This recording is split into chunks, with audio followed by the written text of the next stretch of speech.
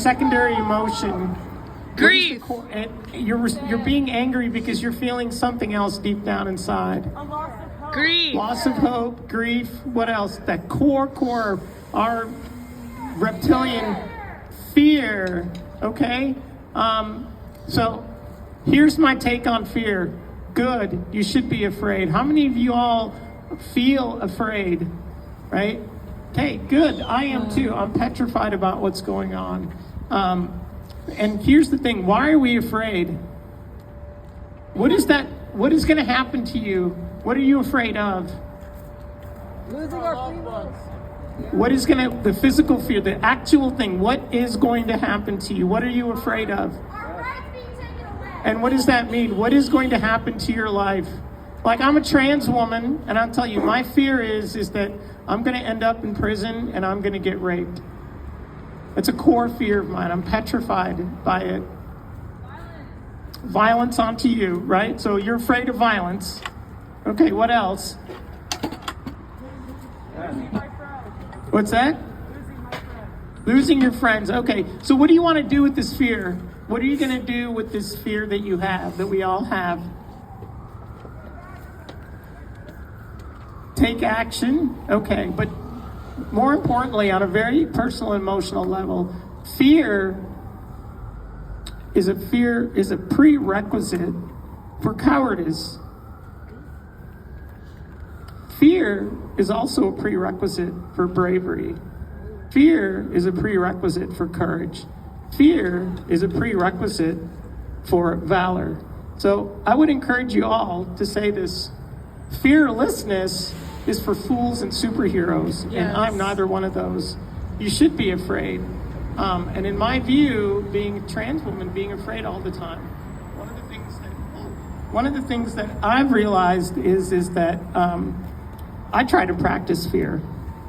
And my personal philosophy is that confidence, real inner confidence, isn't not being afraid. It's about being really good at being afraid.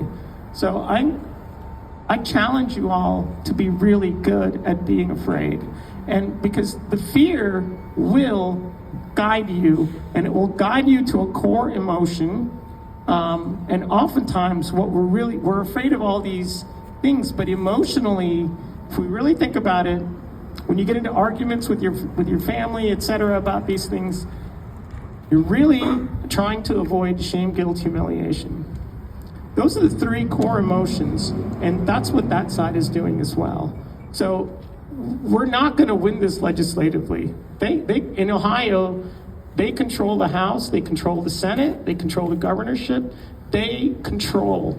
So you have to be very realistic that what you're up against isn't necessarily going to win legislatively. We could win we are getting victories in the courts, and that's really good. But where we're winning victories is things like citizen-led initiatives, things like minimum wage, things like protecting abortion in Ohio, legalizing marijuana. These things are there, so we have an avenue. And I think it's really important. I'm going to speak for a couple more minutes. Are y'all okay? Yeah. I have a lot to say. Okay. So I want to play, so along those lines, thinking about these core emotions, right? If we think about building solidarity with the white working class, that's where this is. I think everybody knows it. That's the problem here is over there, that when we've ignored them, and that we can't do that. So how do we build solidarity with that core group? And I'll tell you, the most important thing is that we minimize shame, guilt, humiliation. Yes. Because you're not going to win it in this way. What we have to do, in my view, and again, these are just my thoughts, so take it for what it is. We have to do this kind of judo. And I've been thinking about this for months and months and months. What can we do when we are overmatched? Because once you reach a certain amount of success level, they'll kill you. If you look at it throughout history, liberation movements, people suffer. Yes. So number one is the recognition that towards liberation, a number of us are going to suffer. There's just no way around it. And that's what our real fear is. But the fear guides you to there, and it's complete acceptance that some of us will be suffering. And it petrifies me. But but I don't want to sit here silently. To me, a fundamental act of cowardice is going and voting for Kamala Harris after a year of genocide, doing nothing about it. That is the politics of cowardice, and I refuse to do that. So what do we do when we're overmatched? They have political power. They are angry. They're going to come after us. And the key here is to effectively practice fear, in my view, and it's to really focus on these core emotions. The victory will not be electing progressives into offices. That will come eventually, I think. The goal should be shifting the center of political debate leftward. Yeah. Leftward. And the way to do that, we have to be creative. How do we reach out to somebody who absolutely disagrees with me, say, about trans rights, right? And I think ultimately what they're really trying to do is avoid shame, guilt, and humiliation. Yes. And you can ask a simple question to somebody who's vehemently against trans people. And that question is like, that I would ask them is, are you afraid to get to know me? Because it sure seems like you're afraid to get to know me. Because the thing is, for them, I think this is probably one of their core fears, is what happens if I get to know them and I like them? Yeah. And so instead of reflexively trying to fight, you say, well, get to know me. Judge me on the content of my character. That's what you believe, right? You believe you're colorblind. You believe you treat everybody as individuals. And I think that's a core conservative value. And you could say, well, to do that. So I have a quick game to play. Think of 3 words that a liberal would say, this makes me a really good person. What are those core words? Like, this is what makes a liberal.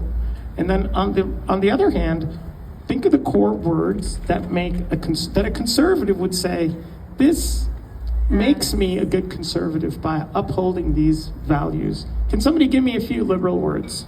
Just non-offensive. Selfless. You might hear words like kindness, compassion, etc., right? What might a conservative say?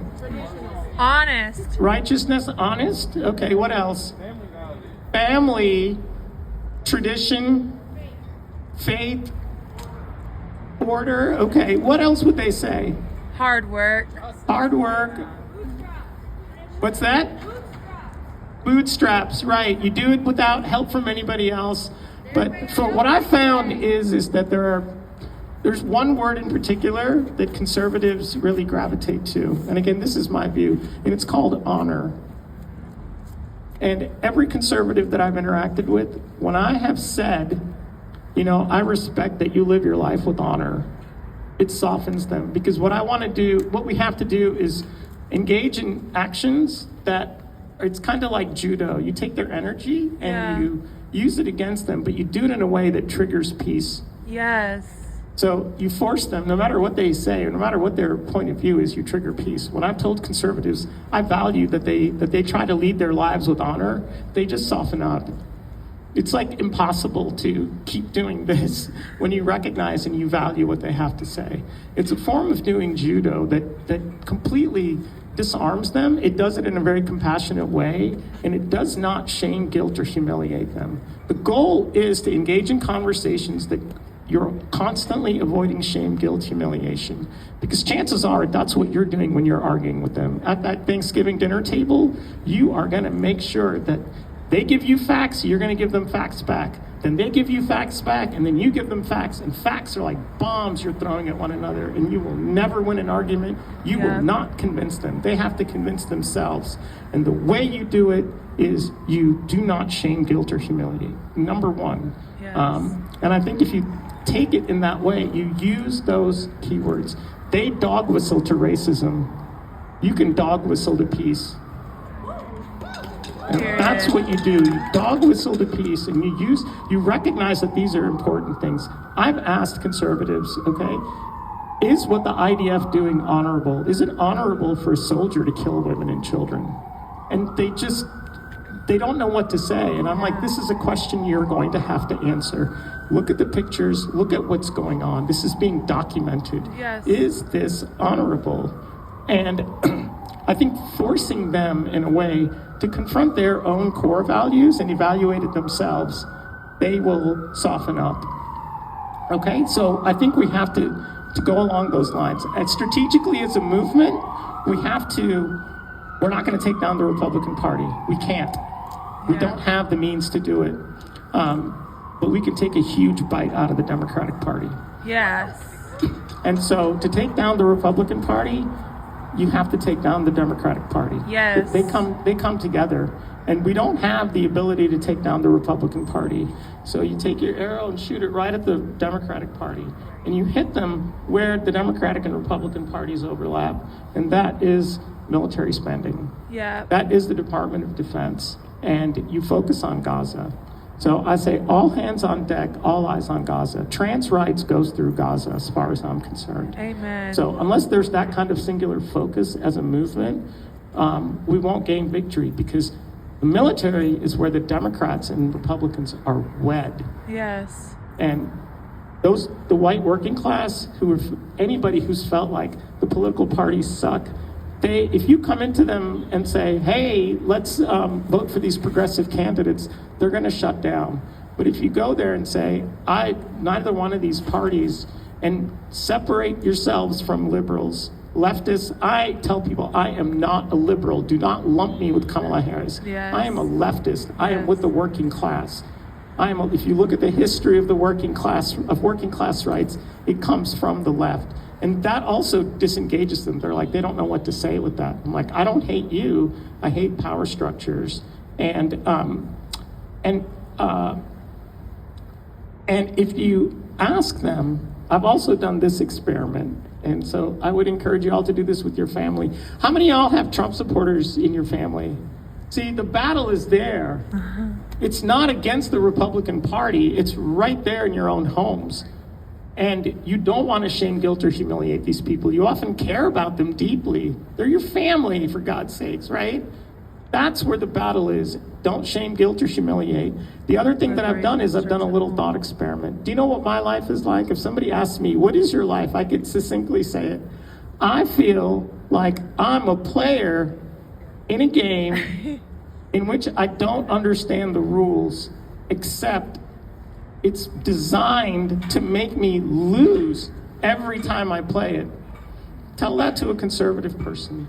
Chances are they're going to agree with you. And so the question that you have to ask is that, what is the nature of this game? Because if I'm feeling that way and you're feeling that way, and I've been thinking that you're the cause of it, and you've been thinking that I'm the cause of it, and we're both feeling the same way, something's wrong.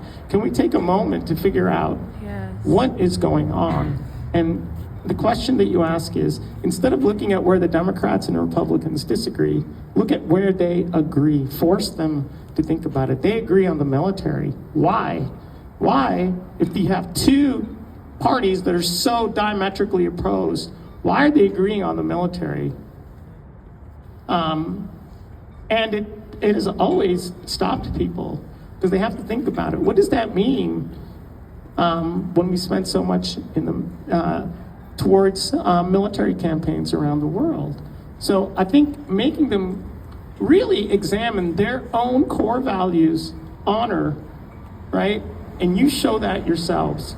Take your fear. Every time you're afraid, it's an opportunity to be brave. It's an opportunity to be courageous.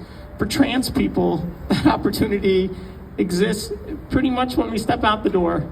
There's so much fear. You just have to live with fear. It's just a part of who you are. And at some point, the fear just heightens your senses. It makes me more aware. And if I just relax into the fear, which is very hard to do, you have to listen to it. It will guide you someplace. So I encourage you all, this is really powerful to approach this in this way. You cannot convince people on a particular policy platform. That's just not going to work. But if you can take away the shame, guilt, and humiliation, we'll get somewhere. But the way to do this is focus on the military, focus on these core values, and exhibit those values of honor, bravery, and courage, and use those words because they're really important. Dog whistling words. We dog whistle towards peace. We trigger peace. That's the way out. You have to engage in these creative ways, and it's not about this legislative thing. It's not about electing somebody. So I know these guys a lot because I interact with a lot of people over the course of my career. I'm a civil engineer. You're out on the job site, trucks, pickup trucks, baseball caps, American flags. That's just kind of visually what I see. And here's a little thing. Those are the guys who want to date me. Yes, they do. And I have dated them, so I'll be perfectly honest. And so they're petrified to come out. So I can either shame them, or I can say, I understand your fear. I was in the closet. It's scary as fuck. Yeah. And every one of them I've asked, is it honorable for a soldier to kill a man or woman? And a number of them have been in war. They have shot and killed people. And they come back broken. They're gone. Just when you have your next family argument, really focus on no shame, guilt, or humiliation, and don't attack with facts. Sounds weird. Thank you. Thank you. Stay positive. Stay afraid. Be afraid. Practice fear. All right, thank you.